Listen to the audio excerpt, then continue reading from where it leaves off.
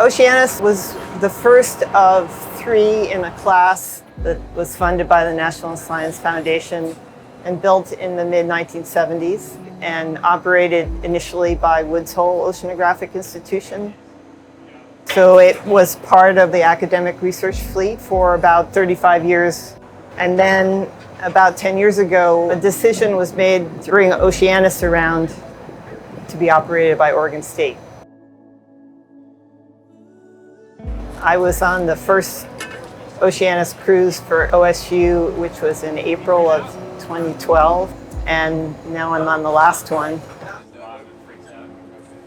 I'm the last chief engineer on the Oceanus, and it captured my heart. It's really a beautiful vessel. There's a certain relationship a chief engineer has with a vessel, and you'll see chief engineers walk around and touch their engines, and it's the heartbeat of the ship. By the way, all the equipment on the ship has been named. The main engine is Brunhilde. Yes, it is steel and copper, and at some level it was alive, wasn't it? That's why we name them. I was part of the transition team when OSU received Oceanus from Woods Hole, and I wanted to get out to sea and get reconnected to what I used to do. It felt like a fitting cruise to get out and get reacquainted with things and also be Oceanus' last cruise. This is the oldest vessel in the UNOLS fleet at this point, so there's a lot of emotional stuff that goes along with it as well. It's such a sweet dynamic on board. It's a very respectful dynamic, and we know each other, we know the boat. So I'm going to miss all of that. Coffee filters go into the regular? All ships start out as just platforms, and they may have lots of special tools and bells and whistles, but it's really the crew that makes them a working environment, a living environment, and determines whether they're successful in their missions or not.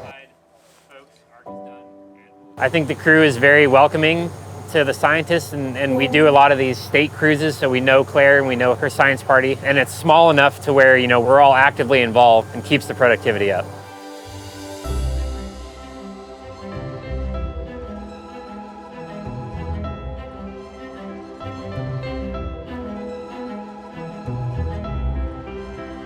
You're spending more time with the people out here than you do your family. So yeah, you want to get them excited about this new vessel you're bringing online. I think it's very critical to get them involved and vested in the process.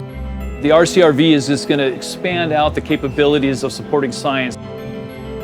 Tawny is going to be great. The level of automation will be something new to me, but it'll be very exciting. And I think we're going to be able to be more efficient and cut down on some of the turnaround time. It's going to be overall probably a bit safer and more reliable.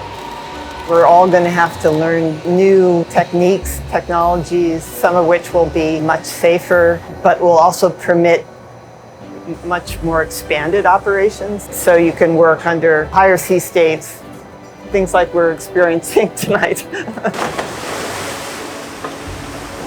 This ship, it served its mission, but we all have to retire sometime.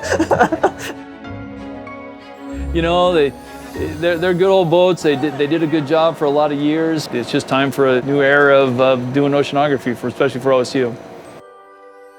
I think we both know that it's the last trip, but she wants to go out with a little bit of pride, and I'm really actually starting to cheer up here. But all life must end, right? Even if it's mechanical.